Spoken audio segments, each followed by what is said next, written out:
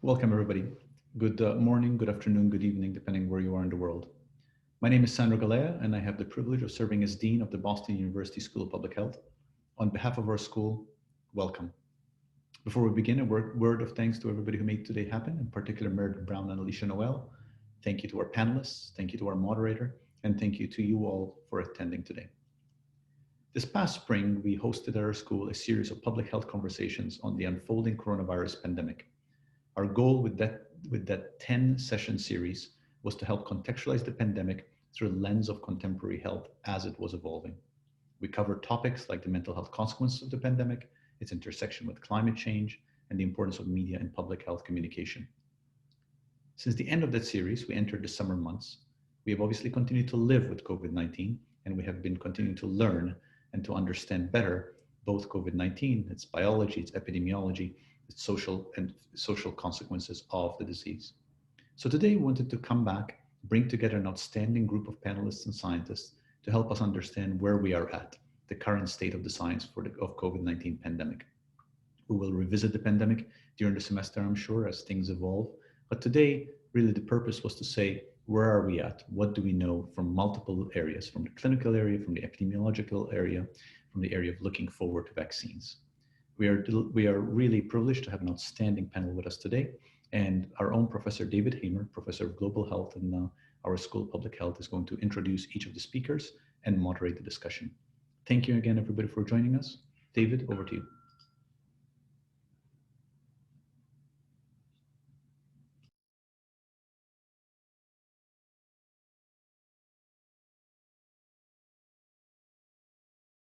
Okay, my apologies. I was muted, and so I will. I guess just maybe a brief introduction. I think I'll do this as we move ahead through each speaker. So Hallie Prescott is our first speaker, and she's an assistant professor at the University of Michigan. And just very briefly, she's an associate professor in pulmonary and critical care medicine at the University of Michigan and a staff physician at the Ann Arbor Veterans Affairs Hospital. She's an expert in long-term outcomes and recovery from sepsis and vice chair of the Surviving Sepsis Campaign Guidelines. So, Hallie. Great, thanks for the introduction and also the invitation to be here. I'm gonna go ahead and share my screen here.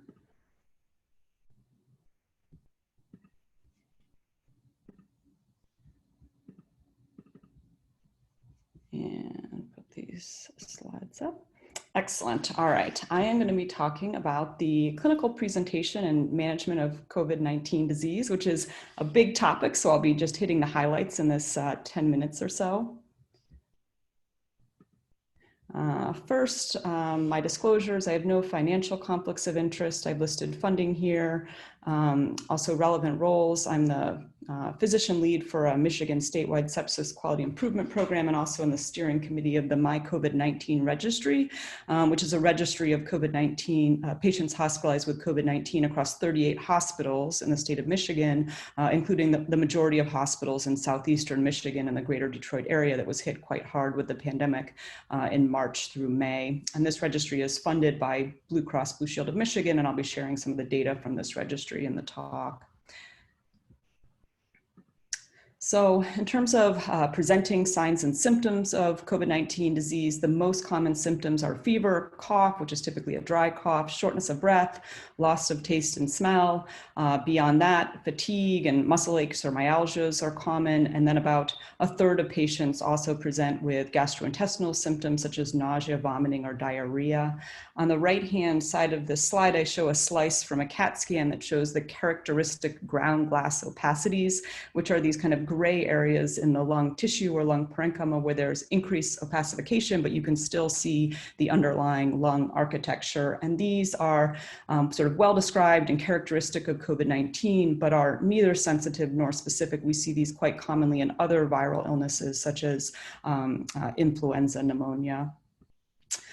When patients are exposed to the SARS-CoV-2 virus, there's typically an incubation period or a latency period before symptoms begin. This is on average about 5 days, but can range up to 13 or even 14 days.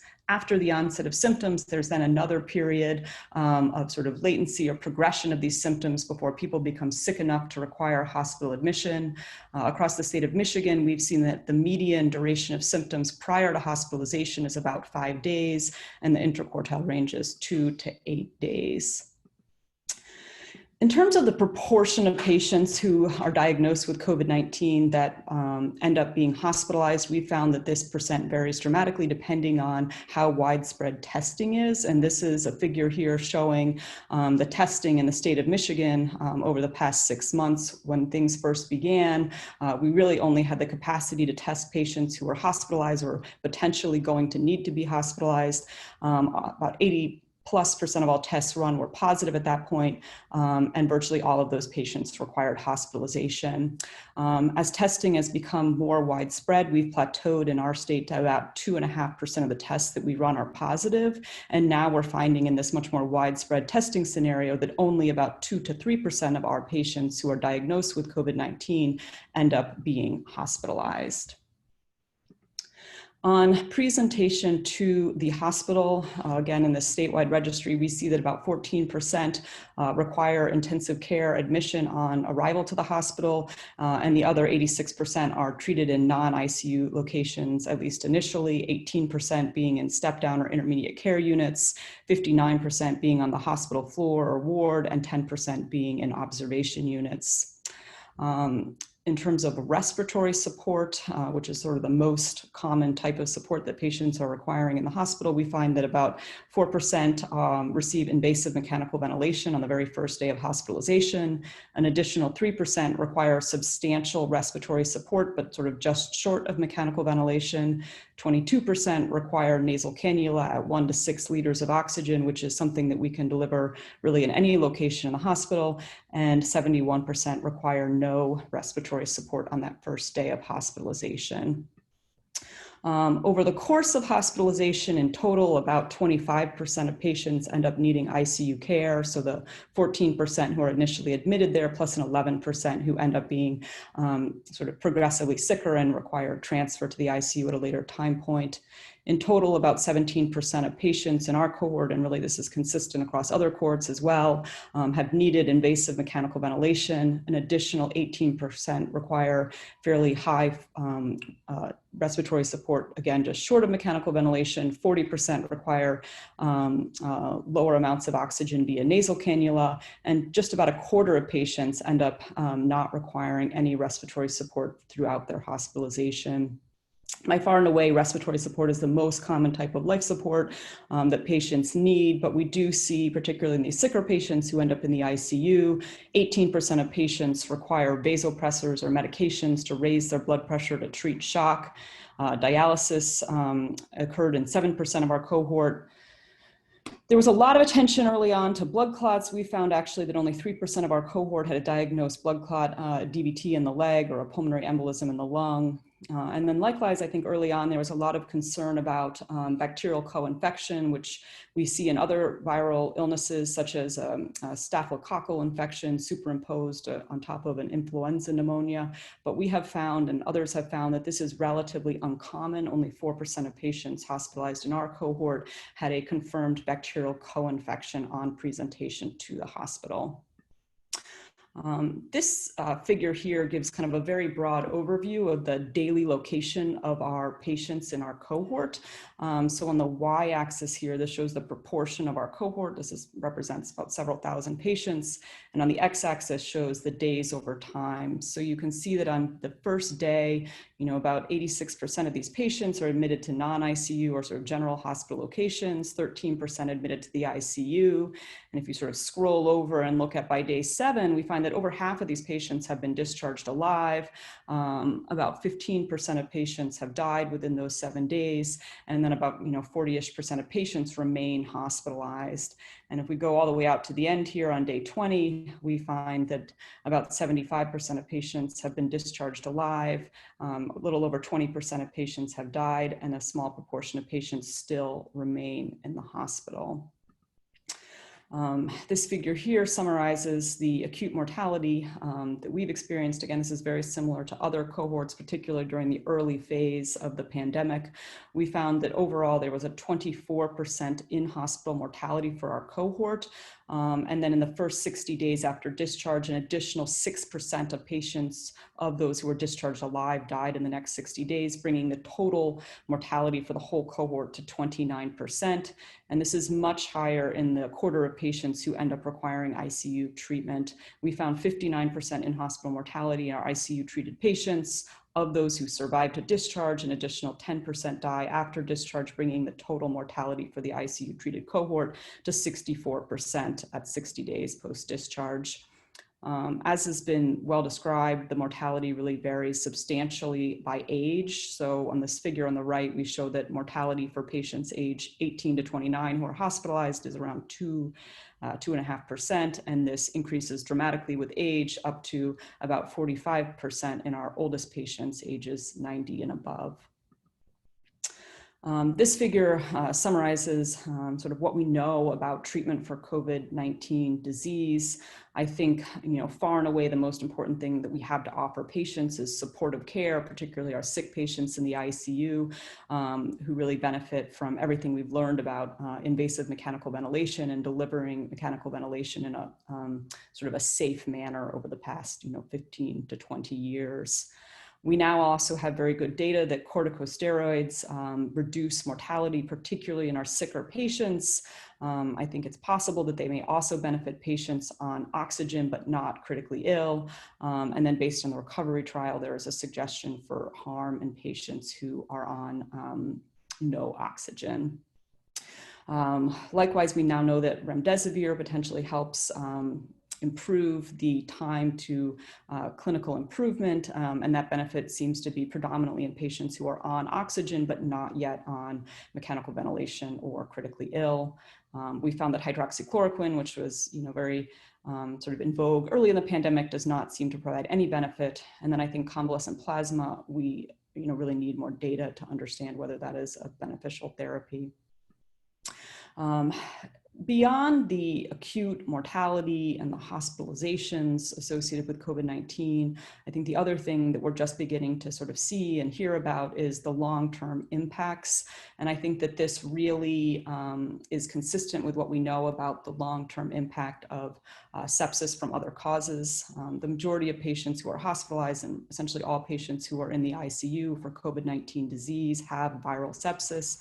And we know that sepsis is associated with new and worsened cognitive impairment, functional limitations, vulnerability to further health setbacks or accelerated progression of underlying chronic conditions, high rates of hospital readmission, inability to return to prior employment or work, and then an increased risk for mortality in the next 1 to 2 years that has not been explained by age or chronic conditions or other things that put people at risk for sepsis in the first place. And we anticipate that these longer-term sequelae are likewise going to be seen in patients with COVID-19 disease. And I think we're just now starting to see some of these longer-term outcome studies starting to be available as we now have had enough time to be able to follow patients out longer term. So I have just one summary slide to sort of, again, highlight the things that I discussed. We found that in these high testing situations, about 2 to 3% of patients with COVID-19 require hospitalization. Of people hospitalized, about a quarter become critically ill, needing intensive care, and about 15% require invasive mechanical ventilation. In our cohort, we've seen nearly 30% total mortality at 60 days post-hospital discharge, but this has been improving with time as we gain greater experience and have had studies that have shown us that things like steroids are helpful in terms of reducing mortality in our sickest patients. Going forward, I think that we should focus ongoing on sort of public health prevention measures, providing the very best supportive care to our critically ill patients, delivering steroids to our critically ill patients, continuing with additional clinical trials to refine other adjunctive therapies, and supporting our survivors of COVID-19 after they leave the hospital. So I will close there and pass it off to the next panelist. Thank you very much, Professor Prescott. That was excellent, succinct overview of the clinical issues related to this disease. So our next speaker is Dr. Gabriel Leung, who's the Dean of Medicine of the University of Hong Kong. He's the 40th Dean of Medicine, the inaugural Helen and Francis Zimmerman Professor in Population Health, and he holds the Chair of Public Health Medicine at the University of Hong Kong. He's a specialist with vast depth in public health and medical epidemiology, and he's coming to us from Hong Kong late in the evening. So thank you very much, Professor Leung, for joining us. Thanks very much indeed. A huge thank you to Sandro and colleagues for allowing me this opportunity. I'm going to share my slides now to see if you can see them. I'm presuming that you can see them all right. If not, please shout. What I'm going to be speaking about is two recent pieces of work. One is about clumpiness of COVID, and the second piece is about school closures. So this is a sort of representation of the concept of clumpiness, also known as overdispersion in terms of statistical concept. And the K there is kappa.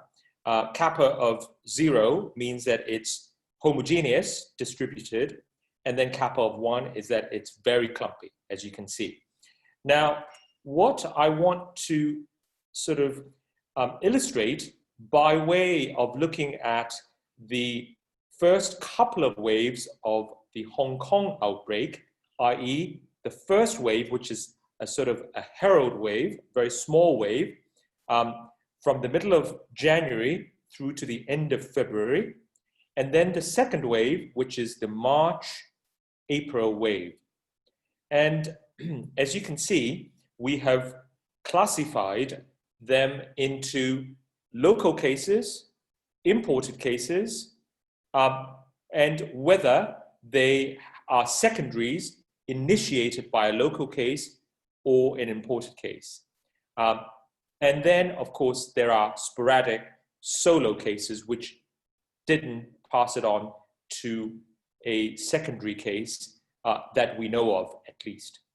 Now, so after passing them into these different pigeonholes, what we did, or rather what Dylan Adam, the first author of this in-press paper at Nature Medicine, has done, is to say, look, can we actually reconstruct from the case contact database in Hong Kong that we have to look at whether there's been any kind of clustering effect.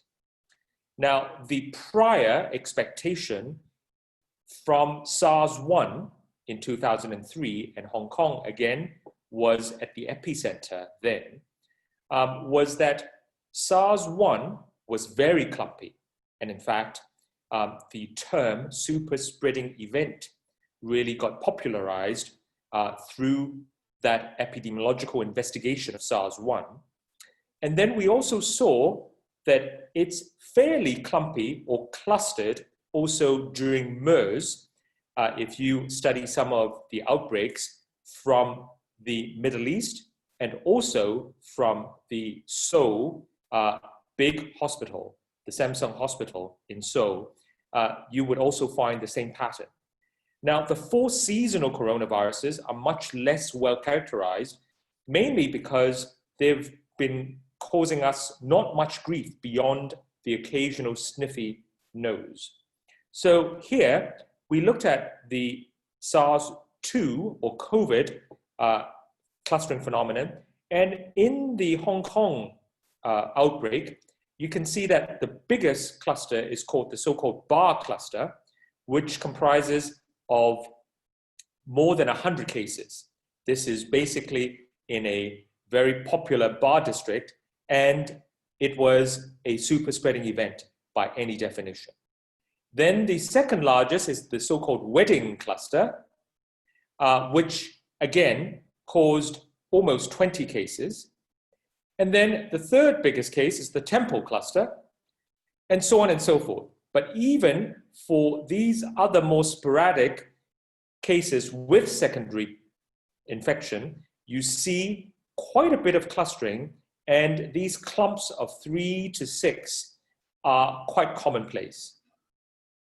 Now, having done that reconstruction of essentially the transmission tree, then we made a model and our epidemiological inference using basically this and these two pieces of information, looking at the empirical serial interval distribution as well as the secondary cases per infector, then you can come up to this conclusion, and that is roughly just under 20% of infections, primary infections, were responsible for 80% of the caseload in total.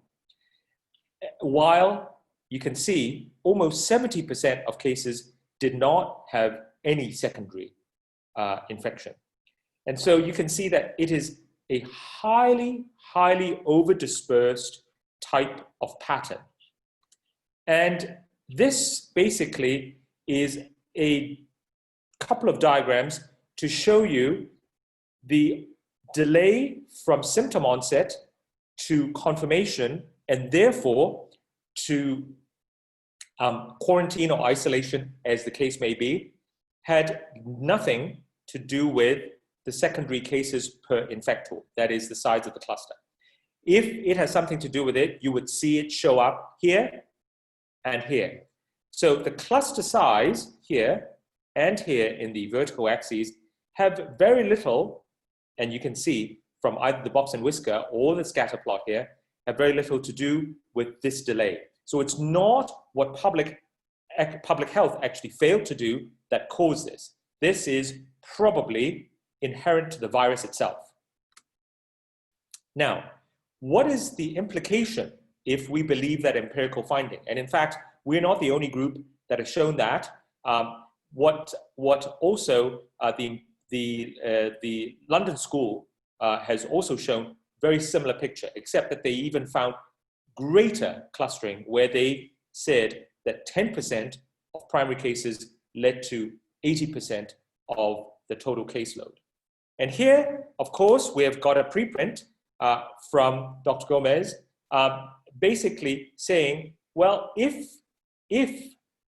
there is really this clustering phenomenon, and this is from her paper, then the sort of rule of thumb, the heuristic of 1 - 1 over R naught, which is the so-called herd immunity threshold, does not apply.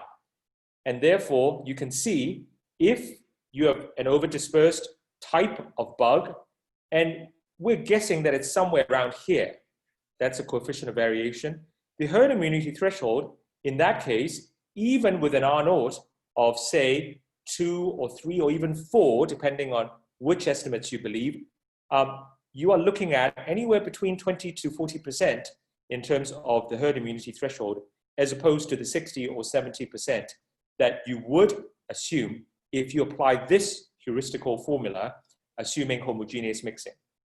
And that's really the key message as we go forward into the vaccination rollout planning stage. Now, big caveat.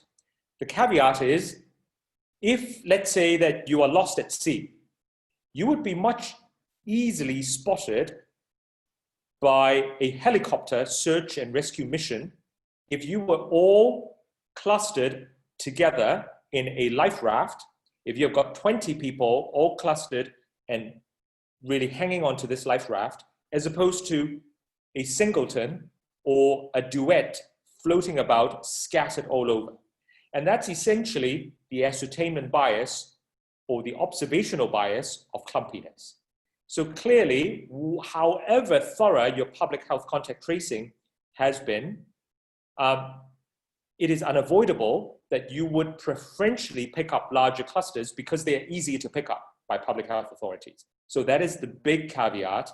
But given that 2 or 3 groups have come up with similar conclusions using different databases, even though we have this ascertainment bias, we are somewhat more confident of this as a real phenomenon as opposed to a total artifact.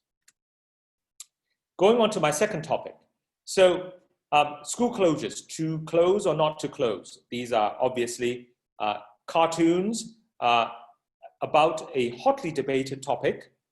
And in fact, Mark Lipsitch from Harvard School of Public Health and his wife, Mira Levinson, who teaches at the education school at Harvard, wrote a paper together, and they talked about the whole idea of school closures in the setting of primary school age children. Now, what I particularly like is this quote, which actually is part of the concluding paragraph. Our sense of responsibility towards children, at the very least, is to protect them from the vicissitudes of life, including the poor decision-making of adults who allow deadly infections to spiral out of control, is core to our humanity. So this is a key question beyond just epidemiology or public health. Now, before we consider the epidemiological evidence, if you actually look at some of the work from the World Bank Education Division, they actually put together a model to look at 3 key outcomes. And these 3 key outcomes are what they called LAYS, or learning adjusted years of schooling, average learning loss in terms of the PISA scores, and then the share of learners below the minimum proficiency level, again as defined by PISA scores. So if you actually look at the 3 simulations in this model, you will see these learning outcomes. So if you measure it by LAYS, or learning adjusted years of schooling, you will see a 7% fall, equivalent to 0.6 years in the intermediate scenario compared to baseline. So this is the base case. And then if you look at the expected earnings that will fall because they have lost these LAYS, you are looking at essentially about a $900 reduction. And if you look at the second outcome that they were interested in, looking at the average PISA scores, they dropped by 4% from the baseline.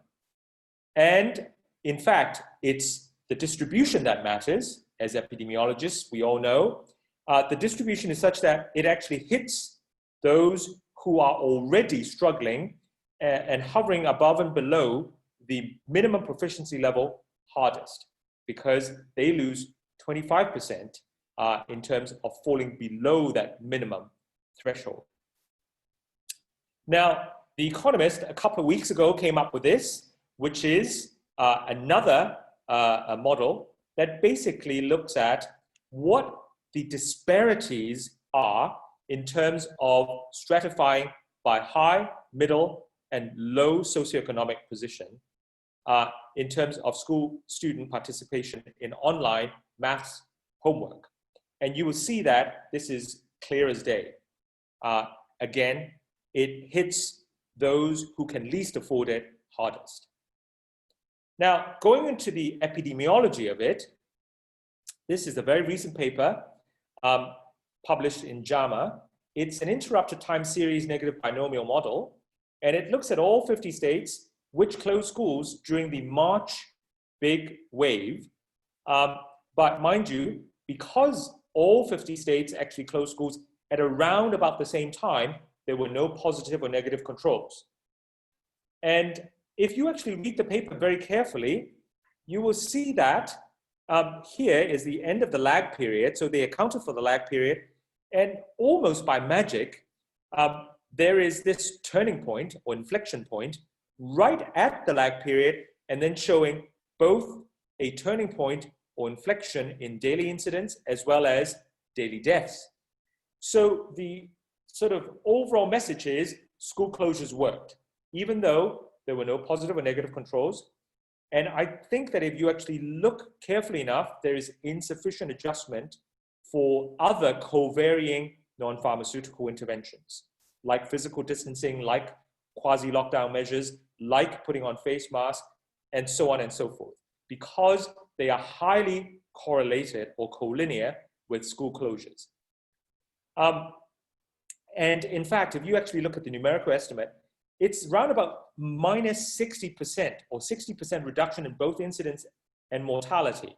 And I will go on and show you in a few slides onwards why I think these are implausibly high estimates compared to past experience. even with flu.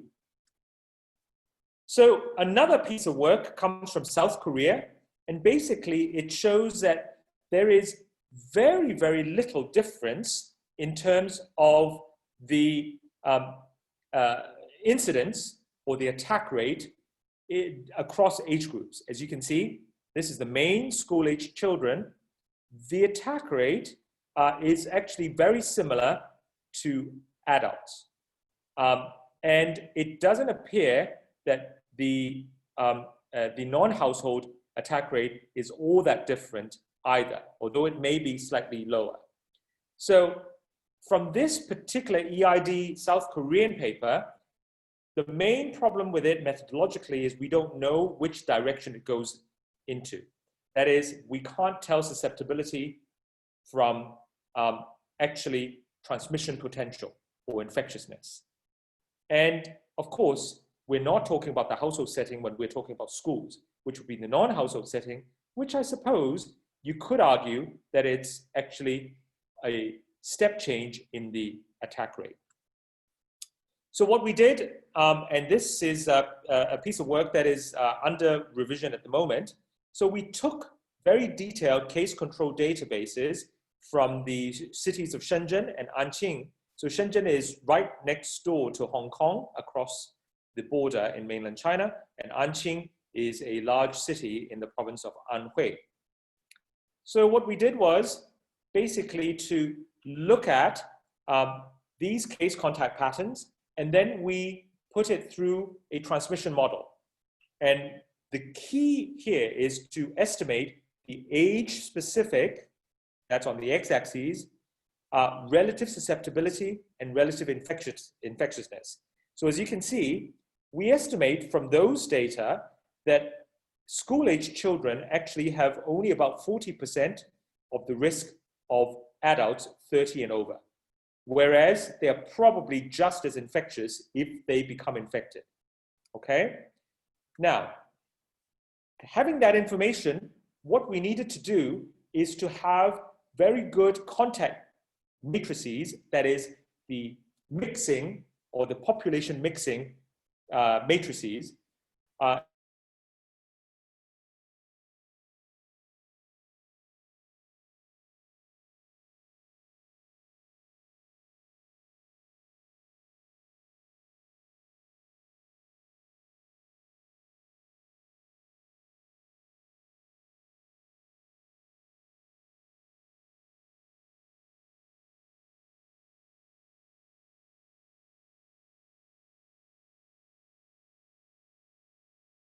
you close schools for flu, for the flu pandemic, using those real empirical data to parameterize it, in high, middle, and lower income countries, you are going to get a major reduction, somewhere around 30 to 40% in the R0.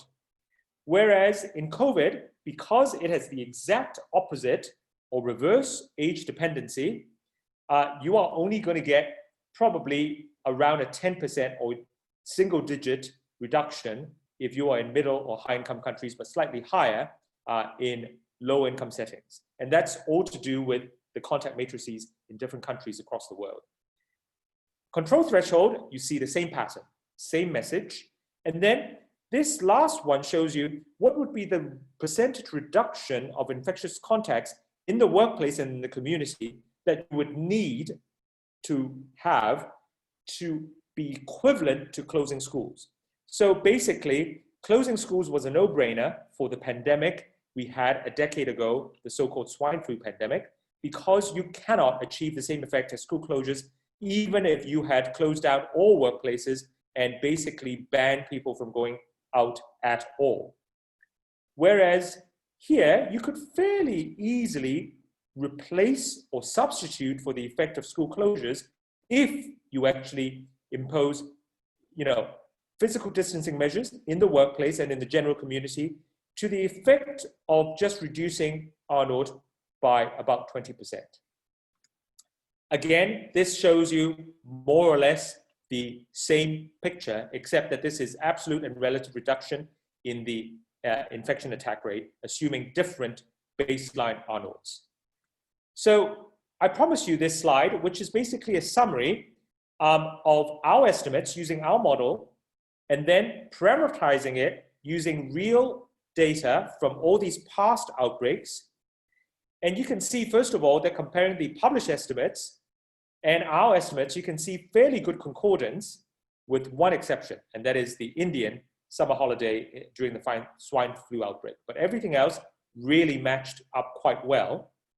And secondly, looking at these published estimates, which is not even our estimates in this model, none of them even approach 60%. So that's why for that particular time series analysis published in JAMA for the March wave in the US, we probably think that it's an overestimate, because never before, even for flu, which has the correct kind of convergent age dependency that would lend itself to a high effect of school closures, you only see maximum about a 1/3 reduction, nowhere near 60%. Finally, I'd just like to acknowledge the people who are key members of the team in Hong Kong U and our funders. Thank you very much indeed. Thank you very much, Dean Leung. That was fascinating, very informative. I'm going to move on to the next speaker, who will be Professor Gabriela Gomes from the University of Strathclyde, Glasgow. She's a professor with over 30 years of research experience in nonlinear dynamics. And over the last decade, she's focused on the need to build and promote new infectious disease epidemiology theory. So really a good follow-on to Dean Leung's talk. So Gabriela, are you ready? Okay, I'll share my screen. Thank you for inviting me. It's a pleasure to be here.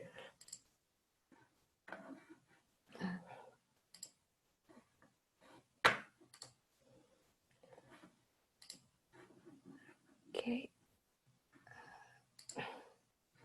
Okay, I assume I'm sharing correctly my slide. So I'm talking about this preprint, which we posted in July. So this is a collaboration with colleagues from Portugal, Brazil, and the UK. And we estimate herd immunity thresholds for SARS-2 in 4 European countries. So first, I'm going to introduce the why we think individual variation is so important. Certain kinds of individual variation are so important when we try to estimate herd immunity thresholds and project epidemic trajectories. And then I'll tell you how we used this idea in our models and what results we got. So suppose that you have a homogeneous population where individuals are all equally susceptible and equally exposed to infection. So they are all here lined up at the same level of susceptibility and exposure. And then you have a virus that invades this population. And because individuals are equally susceptible and equally exposed, they are infected at random. And you start building population immunity. So this, and this is here colored green. So this green area is the population immunity as it builds up, as individuals get infected and recover with some immunity, and this area that remains white is the population susceptibility. Suppose now that you have a heterogeneous population where individuals are not equally susceptible or not equally exposed, and you order individuals according to their susceptibility times exposure. So now the virus comes and it no longer infects individuals at random. It's going to more likely infect individuals who are higher on this ranking. So in order to color the same area of green, which is the area of population immunity, you require less individuals. So you acquire herd immunity, the population acquires herd immunity with a smaller fraction, after a smaller fraction of the population has been infected and recovered with immunity. So this is why I think it's so important to consider heterogeneity and to try to measure heterogeneity in susceptibility or exposure in these characteristics in particular. So we built an SEIR model, like many other groups have built SEIR models for this pandemic. And and then we include for each compartment, in its susceptible compartment, individuals are scored by this X, which is their susceptibility. It's their susceptibility score. So, and this X multiplies the force of infection. So individuals with a high X are infected earlier in the epidemic, and those who remain uninfected are the individuals who had less susceptibility to begin with. So the mean susceptibility in this population decreases over time, and the epidemic decelerates as a consequence of that. So here you see these epidemic trajectories for our 4 study countries, for Belgium, England, Portugal, and Spain, and we fitted this model to the data, to the case data in the 4 countries, and we included non-pharmaceutical interventions. So we included a sort of scale up of the intervention, and then there was a lockdown phase where the effect of the intervention was at maximum, and then there was a relaxation of the intervention after lockdown. So we didn't take from the data this moment when the intervention starts having effect, and we also did not take directly from the data this maximum effect of the intervention. These were parameters that we estimated with our fitting. So our fitting estimated R naught, and estimated the coefficient of variation, which is we assume the gamma distribution for these susceptibility scores. So we have a gamma distribution with mean equal 1, and there's a coefficient of variation. The coefficient of variation then fully characterizes that distribution. So we estimate R naught, we estimate coefficient of variation, we estimate the maximum effect of the intervention, which is during lockdown, and we also estimated the day when, so the moment when the non-pharmaceutical interventions start having effect on the epidemic. And then the epidemic curve is this orange curve here. So this is the controlled R naught due to the non-pharmaceutical interventions. And here the bottom panel is the R effective. So it's R naught. So this is the controlled R naught multiplied by the susceptibility of the population. So these are the fittings we got for the different models, and then we also we also estimated when is it that the herd immunity threshold is crossed with when we simulate this epidemic forwards. So we see here in the case of Belgium the epidemic the herd immunity threshold being crossed sometime in October. That's when. So there's a first wave, there is a shallower second wave, and then when the herd immunity, when the R effective goes below 1 the second time, that's when, according to this model as implemented here, that's when the herd immunity threshold is achieved for the first time. Of course, there will be seasonality coming afterwards, and I'm not addressing that here, but this is when we simulate the model without seasonality, that's when the herd immunity threshold is achieved for the first time. If we had simulated the same epidemic without the non-pharmaceutical interventions, it would have been much larger. So obviously non-pharmaceutical interventions had a large impact in reducing this first encounter, reducing the impact of this first encounter with the virus. And then you see what happened, what we projected for England, Portugal, and Spain as well.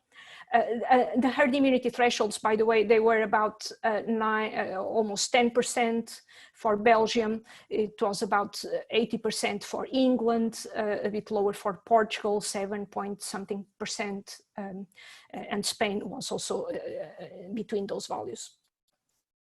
So the herd immunity threshold, it can actually be derived mathematically from the model. And this is the formula that we obtain for the herd immunity threshold. So it is 1 minus 1 over R naught and has this exponent. So when the model is homogeneous, it's like the special case of coefficient of variation equals 0. And we have the well-known formula 1 minus 1 over R naught as a special case. But as the coefficient of variation increases, the herd immunity threshold decreases, as you see with these trends shown here in this plot. And these curves are plotted for the R naughts estimated for each one of the 4 countries. So, and the dots, the colored dots are the herd immunity thresholds for each one of the countries based on R naught and the coefficient of variation. So this is England, about 21%, and this is the lowest is Portugal with just below 10%. And the dotted lines are the final epidemic sizes. So if you run the model with an unmitigated epidemic, the fraction of the population that gets infected is then this final epidemic size that we plot here. So of course, the final epidemic size is always larger than herd immunity threshold because of the overshoot. And with pharmaceutical interventions, we can mitigate the epidemic. We can mitigate the epidemic to try to reduce this overshoot, to try to bring this final epidemic size as close as possible to the herd immunity threshold. So these predictions were made in July. And so let's see, we haven't changed, we haven't re-estimated anything in these plots here.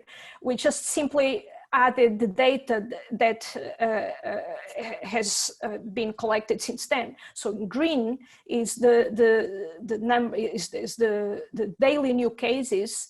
I only did so this is for Spain. I'll show you England as well. I didn't have time to do the others, just did these graphs today. So this is cases in England. And as you see here, the number of cases, it seems to be way larger than our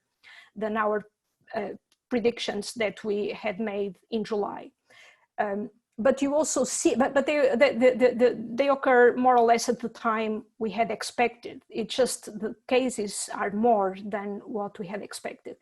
But you also see here the number of tests increasing. So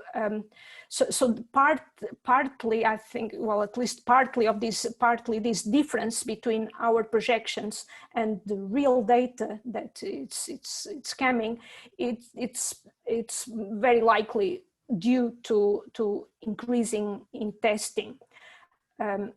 So this is according to the heterogeneous susceptibility model. We also applied the same, we also developed a model for heterogeneity in connectivity, because exposure is also very important in selecting. It also leads to this selection on susceptible pool in infecting individuals who are more exposed are more likely to be infected early as well. So if we apply the heterogeneous connectivity model, which is like the same differential equations as the heterogeneous susceptibility, just the force of infection is written in slightly differently. We apply this model, and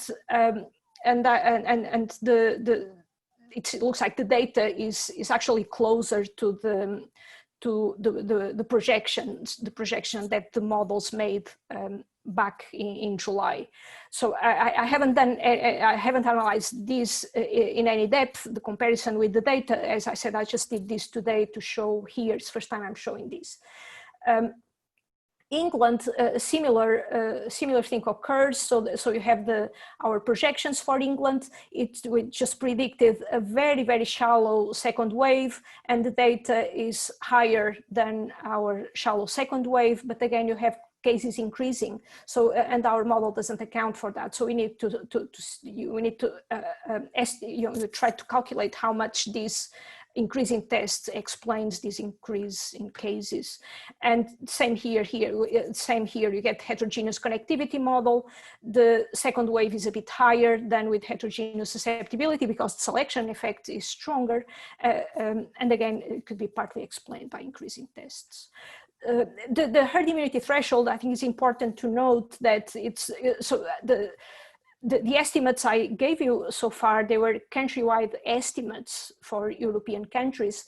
And here we actually break down Spain into regions to explore how the herd immunity threshold would be different between regions. And also so we could compare with serological studies, so serological surveys that were done in Spain in this case.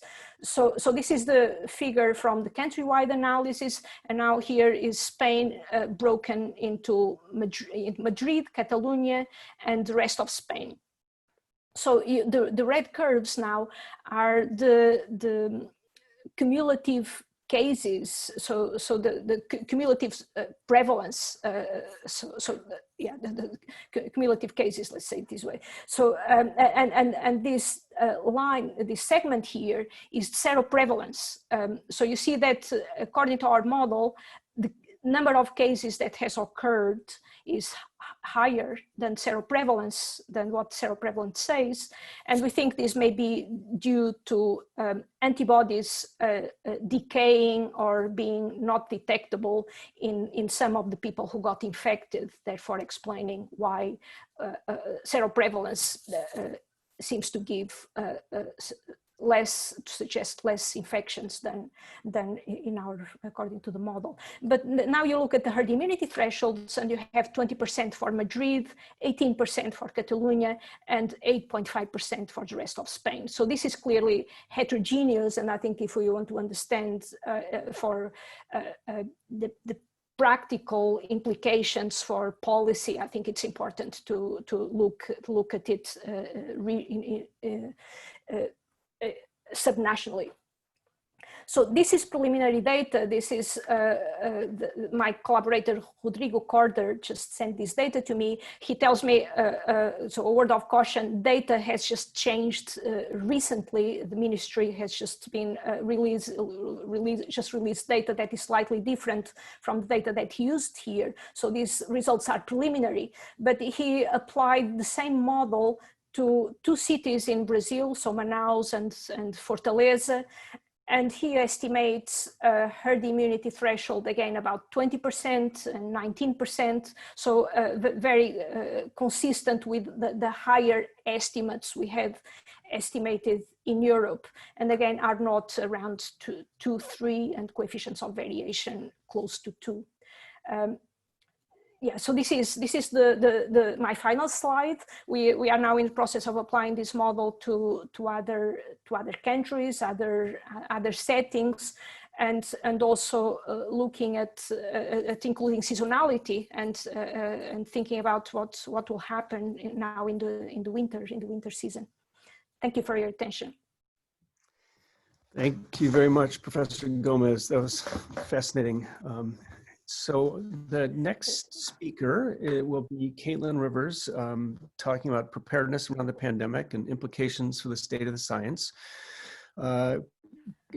Dr. Rivers is an assistant professor at the Johns Hopkins School of Public Health, and her research focuses on improving public health preparedness and response, in particular by improving capabilities for outbreak science and infectious disease modeling to support public health decision-making. So, Professor Rivers. Great, thanks so much. And yeah, thanks. And thanks for the organizers for the opportunity to gather here today. So lately, I've been spending most of my time on policy, so my remarks will be a little bit different from the excellent presenters that we've heard before my slot. But I think one of the great values and opportunities of using the kind of research that we've heard about today is the opportunity to bring it into public health practice, bring it into medical practice, and really change the way that we prepare for and respond to these kinds of crises. So I'm going to use my time today to remark on a few of the gaps and challenges that I've observed, particularly in the US response, and to propose a few ideas for how we might shore up those gaps in order to be more prepared for the next crisis that is almost assuredly coming, as these things happen a lot more often than people tend to realize. And my comments here today are mostly about gaps and failures in the US specifically, but the ideas and discussion points that I propose are inspired by successes from other communities around the world. And these ideas that I will describe come not just from me, but also from my colleagues at the Johns Hopkins Center for Health Security. The first kind of topic area that I want to discuss is around medical countermeasures. The US has historically spent a lot of money and a lot of attention on medical countermeasures, which are vaccines, therapeutics, and diagnostics. But in reality, attention to those three components has not been evenly distributed. It's really been in that order. We spend a lot of time and money on vaccines, we spend less on therapeutics, and I think we spend even less on diagnostics, thinking particularly about these kind of like rare but high impact threats. What we do have in those areas is largely focused on a small set of high priority pathogens, like those that could be used in a biological weapons attack. We tend not to take the broader lens of focusing or preparing for disease X, for example. And I think that narrow focus has really tripped us up over time. It took us a long time at the onset of COVID-19 in the US to get diagnostics into the field. And I think that was one of the major technical stumbling blocks in the earlier days. We were severely constrained in our ability to test people for the virus. And I think in the slow rollout of the diagnostic capacity, we really missed the window to be able to control the outbreak through case-based interventions, the testing, the contact tracing, and the supported isolation and quarantine. And so beyond that, we were left to really rely on these community mitigation measures that have been important and necessary, but highly disruptive. And then beyond diagnostics, we didn't have a lot of therapeutic options in our arsenal. And so I think that was a challenge as well, owing to the original high case fatality risk, which has drifted down over time. And so I think the solution, or the general thought about improving our preparedness in the medical countermeasure enterprise is to expand it. I think we need more appropriations that could be divided among HHS and DoD to enable these agencies to really initiate a robust and coordinated strategy to figure out how to scale up our capabilities in the research and development of medical countermeasures in advance of the next disease X. And so rather than waiting for a viral threat to emerge and then launching investigations into countermeasures, I think what we should be doing is thinking about different pathways and different flexible platforms that we could lay the groundwork for now. And then when there is an emergence of a novel pathogen, we would be that much further down the road to be able to really go the last mile and get those into research and development and into communities. And so it would be sort of a general, I'm proposing here a program for a general research and development program that would form the basis of a more specific product once the threat materializes. And similarly, we need to do that for therapeutics, and I think similarly we need to do that for diagnostics. The development of the SARS-CoV-2 diagnostic was quite swift internationally, but again, it was quite slow in the US. And even after we were able to roll out a diagnostic, there were bumps along the way after that. I think the bumpy process by which laboratory-derived tests could apply for and receive emergency use authorization was some of what slowed our scale-up of capacity. And so I think the way that we approach that emergency use authorization process needs to be reevaluated. And I think also slow engagement with industry probably contributed as well. And so I think any new programs or initiatives or strategies around scaling up the MCM enterprise really needs to start with industry sponsors, industry partners rather, to make sure that they are really at the table and that they are prepared to take up this mantle when we do face a new threat. The two government agencies, just last point on that really have responsibility in this area are BARDA, the Biomedical Advanced Research and Development Authority, and JPEO, which is a DoD office, Joint Program Executive Office. And so I think they are the right homes to really push further in expanding our medical countermeasure enterprise for the next disease X. The next domain I want to talk about is non-pharmaceutical interventions, which we've already heard quite a lot about today. I just said a few minutes ago that we spend a lot of money on MCMs, and I think that's right. I think we should be spending a lot of money on vaccines, therapeutics, and diagnostics. But the caveat there is we are now 6+ months into the outbreak in the US, and we don't really have any of those. We do have some therapeutics, but mostly we don't have any of those. And so we need to be focusing on not just scaling up our MCMs, but also learning more about how we can use non-pharmaceutical interventions effectively during these large-scale catastrophes. There is a lot to be done in this area.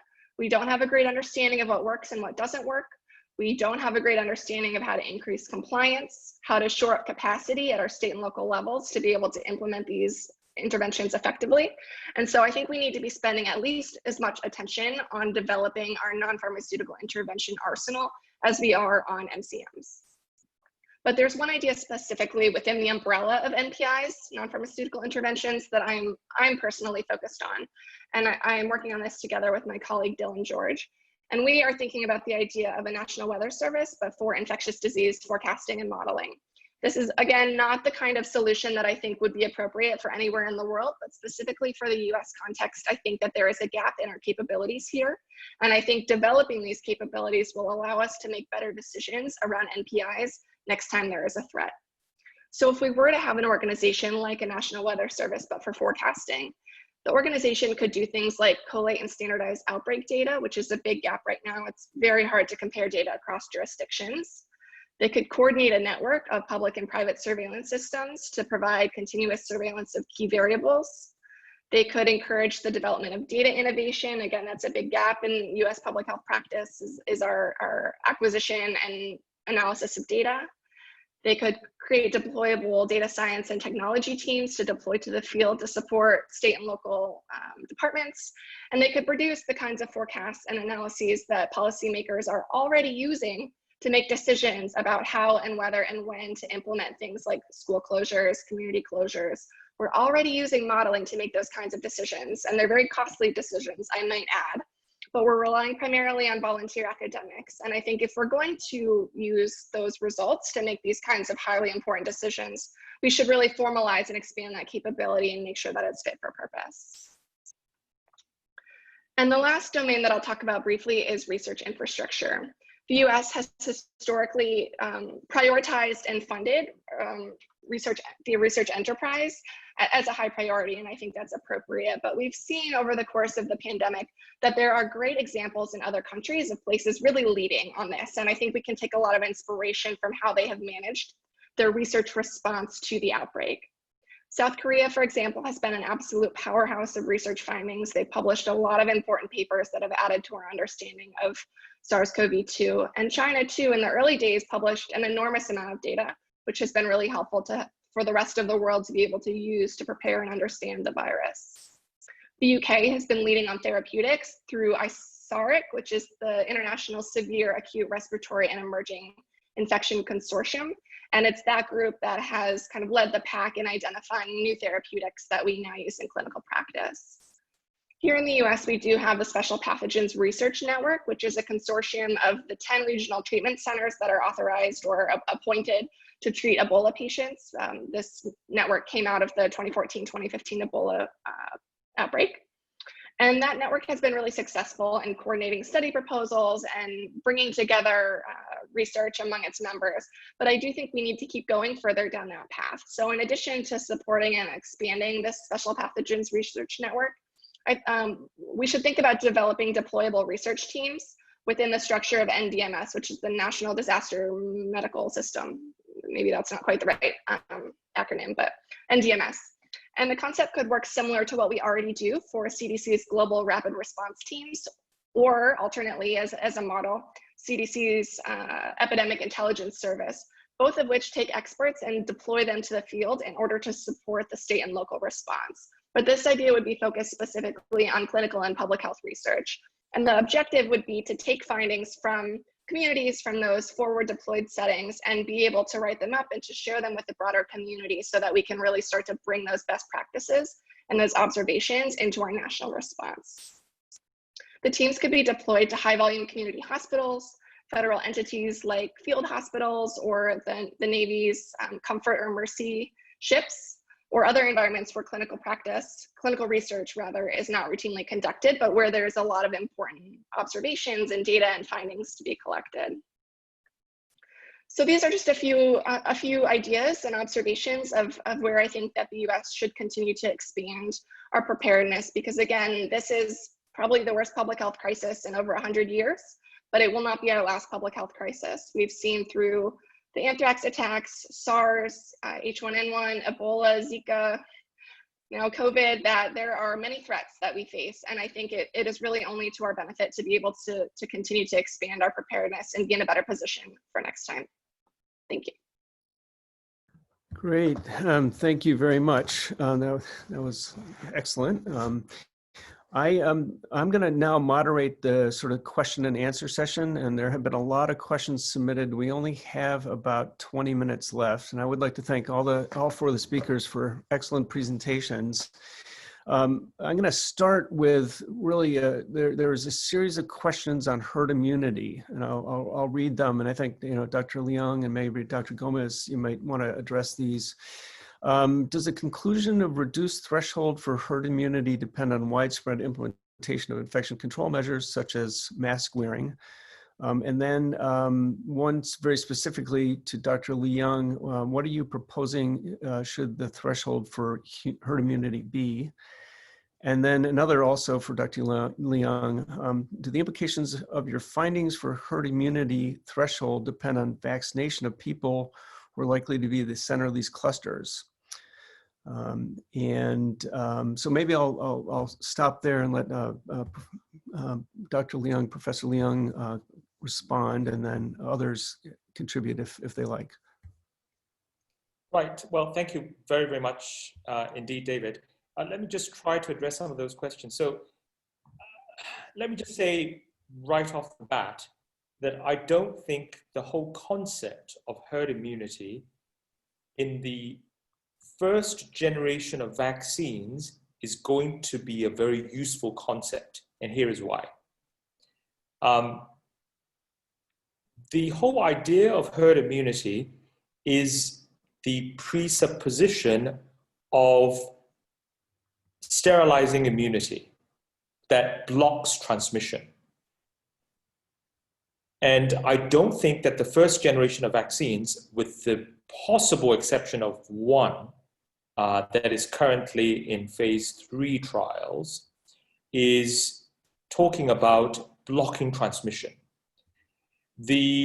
First of all, the outcome of interest as defined by the solidarity criteria of the WHO, as well as further sort of argued in a Lancet commentary by Richard Pito and company recently, is all about looking at SARS-CoV-2 confirmed disease.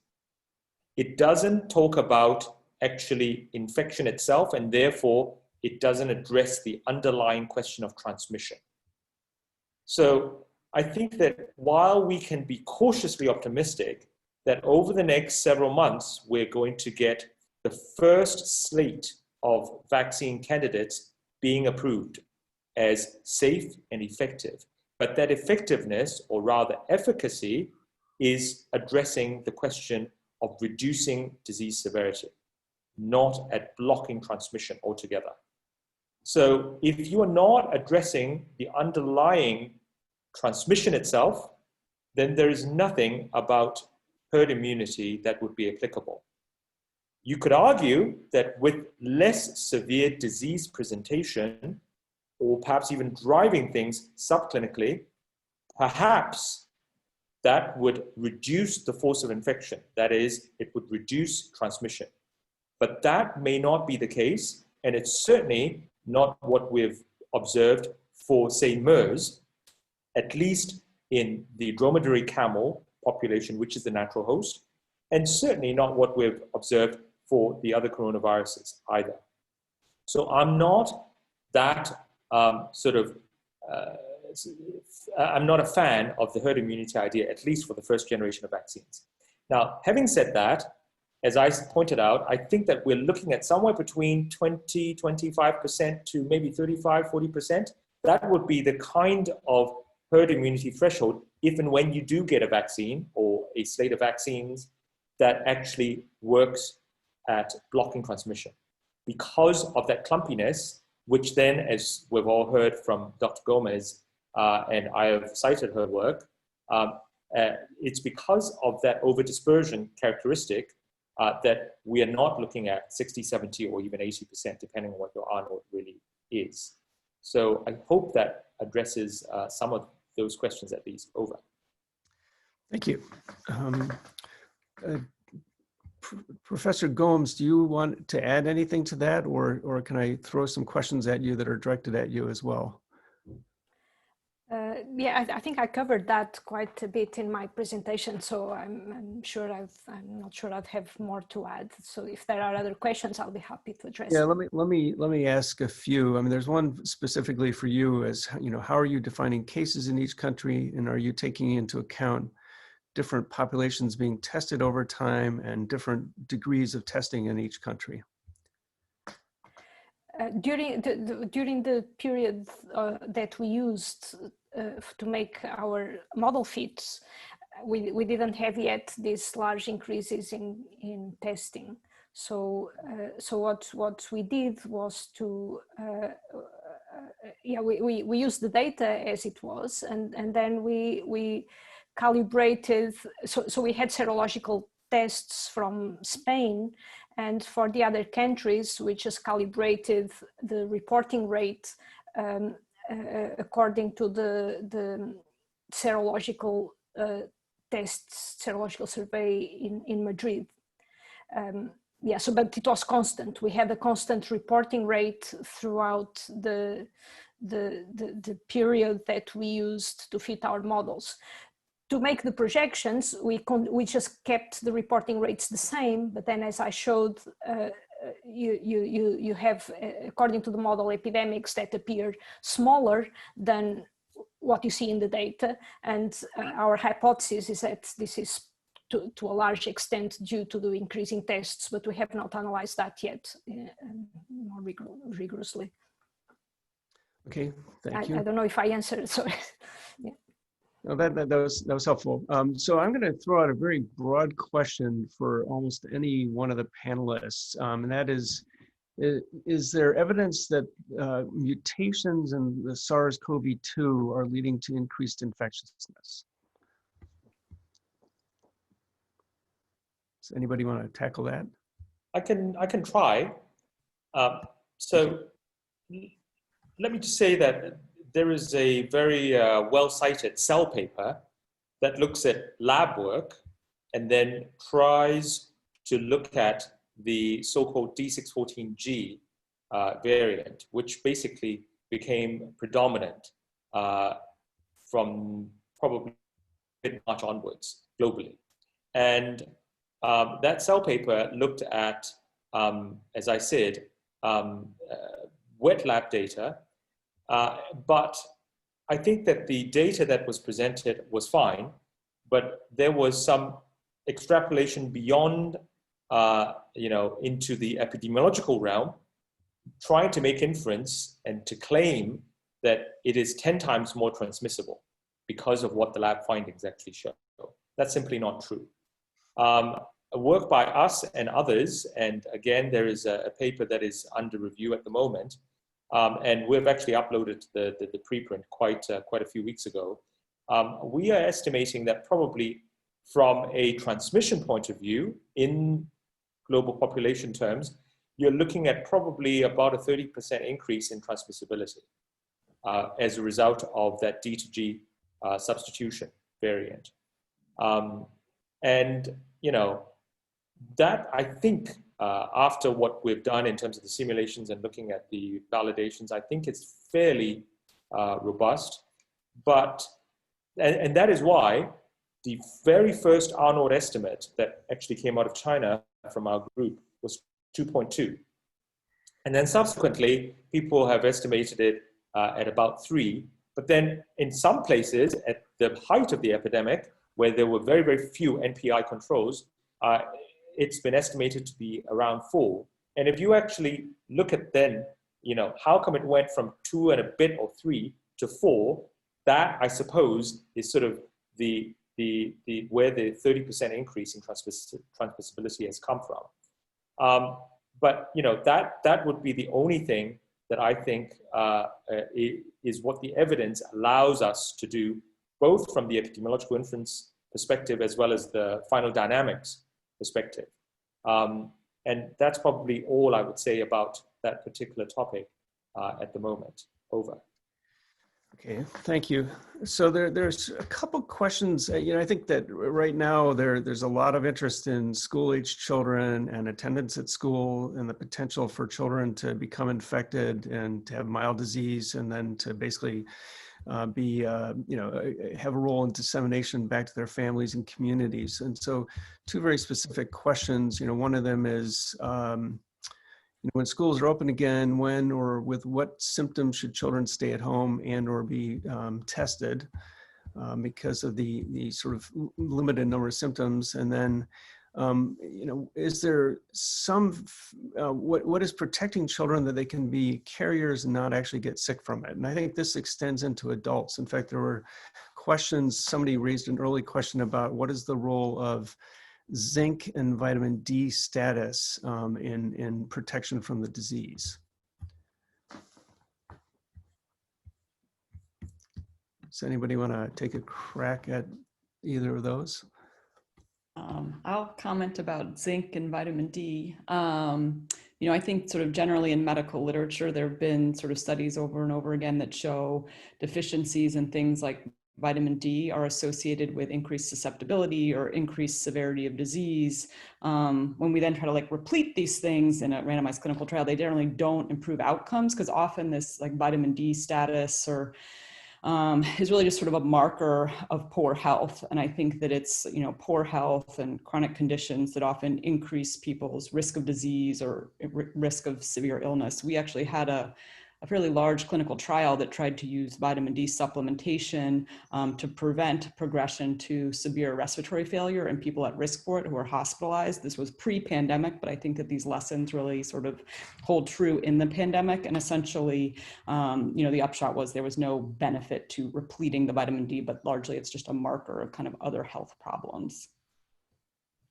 And on the topic of symptomatic disease in children, many children either do not have symptoms or have very mild symptoms. Among those who do develop symptoms, there are sort of the traditional things that you see with mild illness, fever, although again, that's uncommon, dry cough, maybe diarrhea. And so I think any symptoms of febrile respiratory illness in children would warrant consideration. But again, the big challenge with reopening schools is that many children are not symptomatic and they tend to be at low risk of severe illness. And so it's not just the children that we worry about, it's also the teachers and the staff and the families at home who may be affected by school reopenings. Great, thank you. There's one specifically for you, Caitlin, which is, is there any hope that there will be funding for the major improvement in national public health surveillance and prevention that you've described or proposed, I guess? Yeah, there is. We'll know when the ink is dry. I think there's a lot of magic that goes into creating these sort of big ideas and initiatives. But I think there is a lot of interest, particularly in Congress, about thinking through what we need to do to prepare for the next major outbreak. I think it's become painfully obvious that we did not have the systems and practices and institutions that we needed to mount our best response. And so I do think that there is an ongoing period of reflection about how we can change that. And I think this idea is being floated. Okay. There are a variety of other questions. I guess going back to vaccines, I think that there's a lot of interest in sort of the potential, utility of vaccines, and Dr. Leung has made a few comments on that. But one person said, "Why would mass immunization via vaccines, evidence of increased binding, neutralizing antibodies, and so forth, not help reduce transmission, or would it?"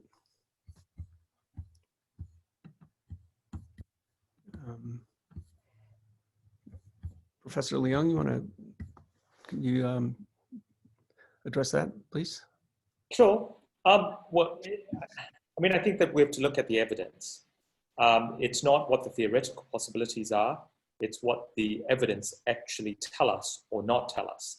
So there are several issues. So there is humoral immunity from vaccines, and you are essentially looking at, if you look at some of the challenge studies in vaccinated primates, they show marked reductions in pathology, in symptoms, and in viral load in the lower respiratory tract, so down in the lungs.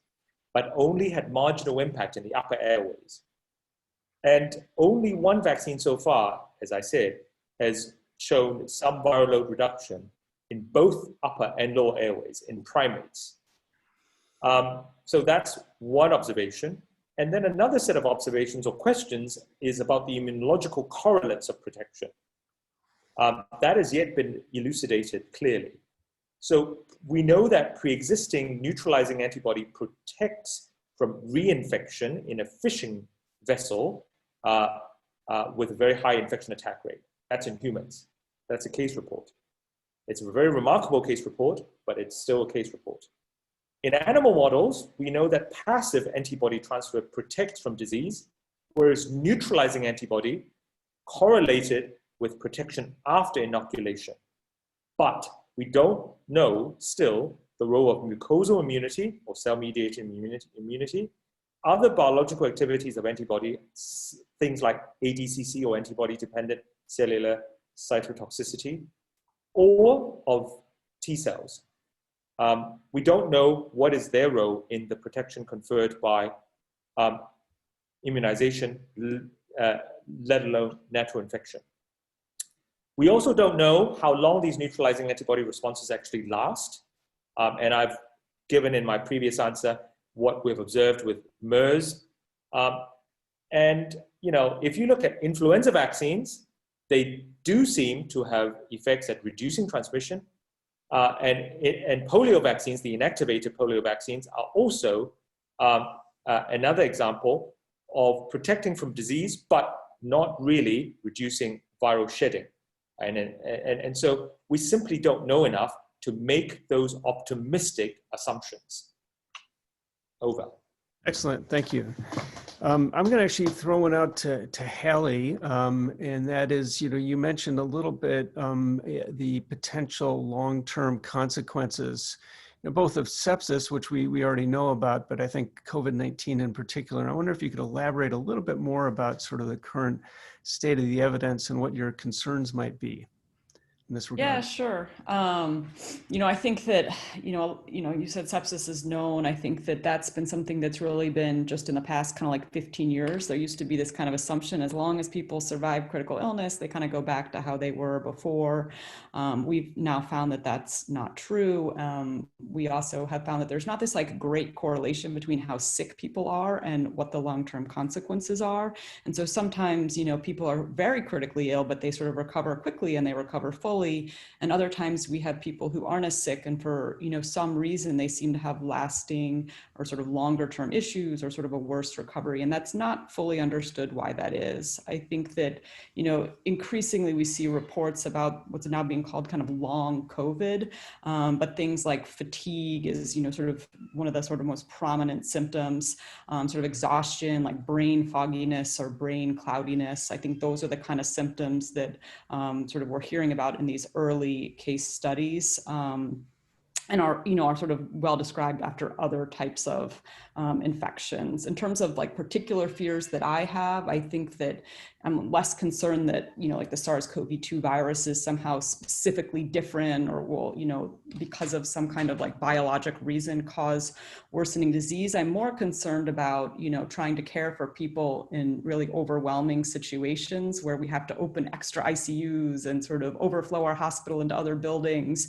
and the ability to sort of provide the same level of high quality supportive care, it becomes very challenging to do so. And I think that, not being able to sort of get our patients up and moving, or not being able to sort of deliver the same supportive care that we would under normal circumstances may increase risk for some of these long-term sequelae in our hospitalized patients.